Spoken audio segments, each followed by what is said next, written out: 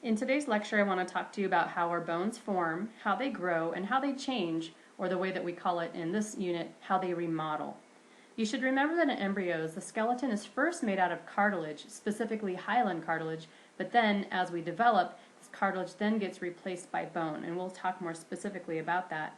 However, as we age, cartilage does remain in other areas. We've talked about how we can feel it in our nose. It is in our ribs where they attach to the sternum, as well as still covering our joints. We're going to revisit this picture in a couple of slides and talk more specifically about what you're seeing here.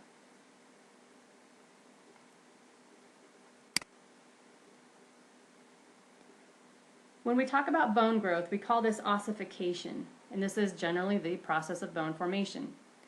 Flat bones basically form on top of fibrous membranes. So you have a fibrous membrane that then gets covered by bony material, whereas other bones develop on the model of a hyaline cartilage. So notice the difference there between flat bones and then all other bones. There are two phases in ossification. First, the hyaline cartilage model is going to get covered with a bony matrix. This is done by cells called osteoblasts. Now this is different than osteocytes. Osteoblasts are cells that specifically form bone. Through time, the hyaline cartilage model will be digested away, forming that medullary cavity. You should remember that the medullary cavity is the hollow portion inside the diaphysis of a long bone, and the hyaline cartilage in the middle will be eaten away or digested away to create that cavity. After birth, though, the cartilage will remain in a couple of locations. Your articular cartilages, as in covering the ends of your long bones, and at the epiphyseal plates. Remember, the epiphyseal plates are growth plates. In this picture seen here, you'll see the first cartilage model in the embryo where it's largely made up of hyaline cartilage. In the center, we call this the primary ossification center, bone is starting to replace the cartilage. And secondarily, this is kind of a longitudinal section here, a bony collar wraps around the diaphysis of the bone. Over time, now into the fetus stage, you'll see that the medullary cavity has been formed by the digestion of those bone cells to create the cavity. Blood cells then invade the area to bring other bone building cells and to continue to convert some of these cartilage cells into bone cells instead. We also get secondary ossification centers in the epiphyses of the bone where again we're replacing the cartilage with bone.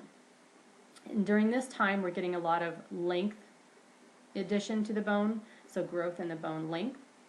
And then further on into childhood, blood vessels continue to invade the medullary cavity and then up into the epiphyses, continuing to convert the cartilage into bone. Here you will also see the articular cartilage will remain and not just be this big hyaline cartilage model. The whole thing is here made of cartilage, whereas here it's just over the epiphyses. We additionally have growth in the bone width. We'll talk about what that is on the next slide. And then lastly, what you see as children are still growing in height, they have the epiphyseal plate, which is we call the growth plate. That's still made of cartilage. And then as we age, that will then be replaced by bone, and it would no longer be called the epiphyseal plate, but the epiphyseal line. So bone grows in two directions. Bone grows in both length and width. In length, the new cartilage is continuously forming on the outer or external surface of the articular cartilage and the epiphyseal plate. So we're constantly replacing that. So first what we'll take a look at over on this graph is the cartilage will first grow around here, so all around the epiphysis basically. Then on the inside, notice, so on the outside we're putting down cartilage, on the outside of this blue line. On the inside of the blue line is where the cartilage would be replaced by bone instead. Then down in step 4, the cartilage would also be replaced by bone down below. So that shows you the directions that the bone is replacing the cartilage. So back to the text then, the older cartilage is essentially just becoming ossified or calcified, becoming bone. The cartilage would be broken down, and then that cartilage that's wrapped up or enclosed will be digested away, creating that medullary cavity as we talked about earlier right here. And then the bone replaces the cartilage through the action of those cells called osteoblasts. Remember, the B is for building bone. Now I just mentioned that bone grows in two directions, in length and in width. When we refer to a bone growing in width, that is called appositional growth. We've already mentioned osteoblasts, and these are adding bone. There is another type of cell called osteoclasts. Now these do the opposite. They're actually digesting or removing bone. So let's take a look at what they're doing. The osteoblasts are coming from the periosteum. You should remember that peri is around or near or upon, so it's wrapping around the bone, and it's adding bone to the outside of the diaphysis, so the outside of the long part of the bone. And while we're adding thickness to the bone, we need to then erode away the thickness on the inside. Otherwise, you're going to end up with a bone that's extremely thick and heavy and dense and probably impossible to move around. So while osteoblasts are building on the outside, osteoclasts are digesting bone from the medullary cavity.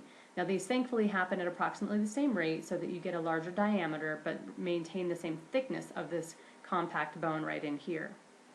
This is all controlled by hormones, which ends somewhere after puberty. Obviously, some people continue to grow after puberty. Growth hormones and sex hormones all contribute to this. Now, bones don't just stay static, though. They don't stay with no changes. They change continually in our lives. And they change in response to two main factors: our blood calcium levels, which we'll spend some time on in a couple of slides, and also how much gravity and our muscles are pulling on our skeletons. And that may seem kind of silly that, well, there's always gravity, but our muscles aren't necessarily always pulling on the skeleton. It depends on how active you are. Those high impact types of exercises, if done properly, are really good for bone strength, which is why I, of course, am an advocate for running. I know you can snicker here, but it's one of the better exercises for your skeletal health as well. Let's take a closer look at some of those cells I've talked about. You've got three major types of cells that we'll focus on, but there is one that's mentioned down here that I don't have text for, and that's called an osteogenic cell. And this is kind of a precursor to an osteoblast. So let's go ahead and start with the osteoblast, since that's what's right here in this picture. The osteoblast, remember, builds bone. So these are your bone-forming cells. Once they mature, they actually become the osteocytes, and these kind of maintain your bone tissue. And notice these extensions, which are then going to creep into those canaliculi within the lamellae of the osteon. Hopefully you knew what terminology I was using. Then finally over here, this kind of Pac-Man looking guy is an osteoclast, and this is a bone-destroying cell. It kind of looks like a street sweeper, and that's what they're doing.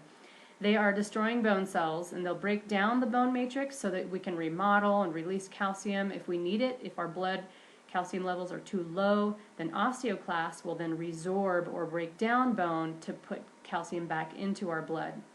But we need both the osteoblasts and the osteoclasts to keep our bones in the condition that is needed at that time. Osteocytes are just for maintenance. Now, the physiology part.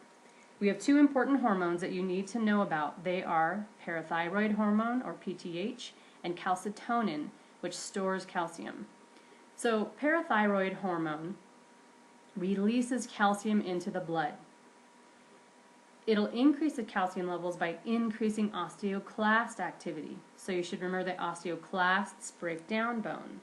Secondarily, it will also increase the amount of calcium that's resorbed or withheld from the urine in the kidneys back into the blood. It also stimulates vitamin D production. And what turns this whole thing on is you having low blood calcium.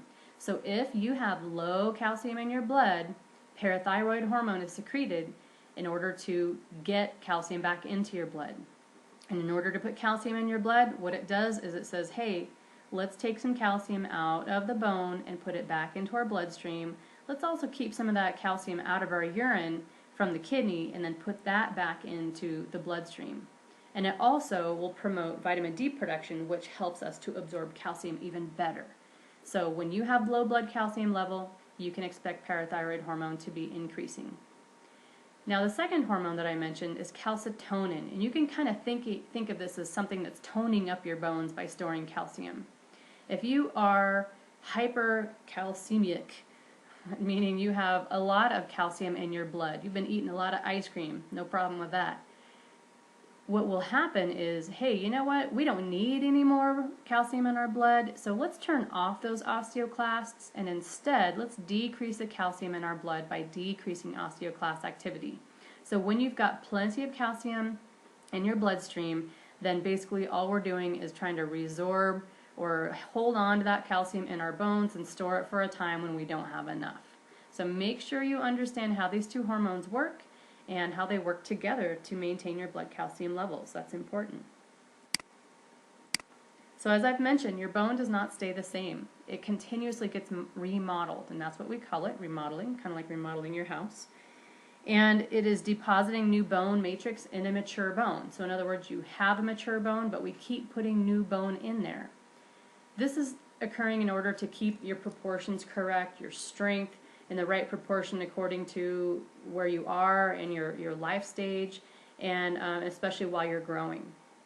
Also, as I've mentioned, some of the projections and features on your bones where muscles attach, the bone remodeling has to occur in order to create those attachment sites. People that are bedridden or physically inactive, we start to have bone atrophy where the bone kind of wastes away, just like we see with our muscles. Speaking of atrophy being something that maybe is a little bit of an abnormality, let's talk about some homeostatic imbalances, so when homeostasis is not being maintained. Let's look at a few disorders with respect to growth and development. The first one is giantism, where obviously the people that have this are abnormally large in their size. They have excessive endochondral growth at their epiphyseal plates. Endochondral means basically within the cartilage. So at those epiphyseal plates that are made out of cartilage, they have excessive growth and they just don't stop growing. And the problem with this is that their organs, their soft tissue organs, can't keep up, and they typically die at a young age. And I believe there's a great deal of pain associated with this disorder. Dwarfism. Dwarfism is where people are abnormally small. They have improper growth at their epiphyseal plates, and there's often a good deal of bowing at the limbs and disproportion between skull size and limb size. Next, osteogenesis imperfecta. Basically, bone production is imperfect. This is a genetic disorder, and there are a series of them, and it causes bones to be brittle. They don't have enough collagen in the matrix, so what makes them brittle.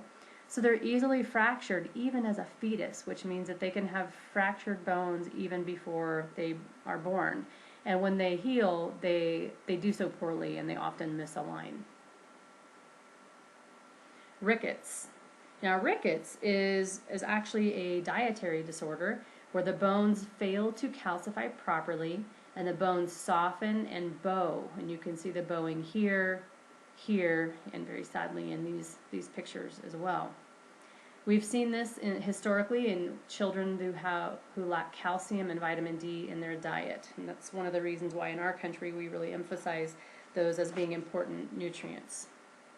Moving on. Bacterial infections. You can have a bacterial infection in your bones. Sounds pretty gross, and these are pretty tame pictures. There are much worse. Osteomyelitis is where your bone marrow becomes inflamed, could be caused by a staph infection, through a wound, or even through tuberculosis. A bone infection is probably one of the last things you want to have. Not only is it excruciating and most likely debilitating, probably can cause permanent bone damage. Bone tumors exist where basically the bone makes an enlargement of bone material. You can see it here on this femur of a dog. You can see its tail there, an interesting pelvis. Ours don't look like that. You can see it here on this tibia, and then here as well on the head of a tibia. Decalcification, for example, osteomalacia, bone softness. This is due to calcium being depleted from the bones, often due to pregnancy, sometimes called adult rickets. So from calcium depletion and vitamin D deficiency, and you can see that in this picture here especially.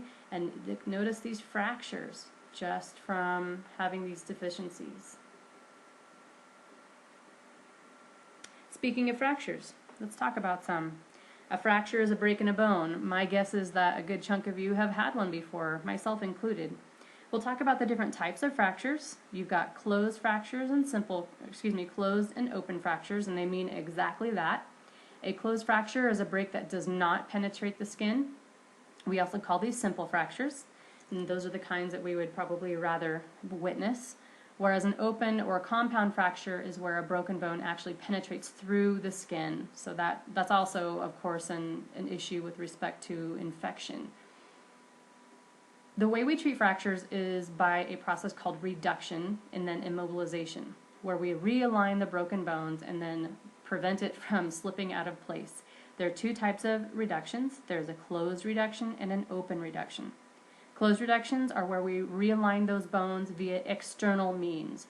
So you are holding on to the, either end of the limb, for example, and putting it back into place and then casting it, splinting it, something of that nature. Maybe even drilling pins in externally and then binding it with a sort of clay. Whereas with open, you basically go into surgery, you cut open the tissue, expose the bone, and then use pins, plates, screws, etc., even wires to secure those bones back into place. Neither very fun. Let's take a look at some examples of fractures. Be prepared to understand these fractures based on their description as well as by image. I will have pictures and descriptions on your assessments. Comminuted. Comminuted fractures are where the bones break into many fragments. Compression is where the bone is crushed, and I think that picture basically says all needs to be said. Depressed, where a broken bone portion is pressed inward, and if you can tell on this skull right here, there's a fracture, and then this kind of half moon is being pushed into the skull. It is specific to a type of skull fracture. Impacted. That's this picture here.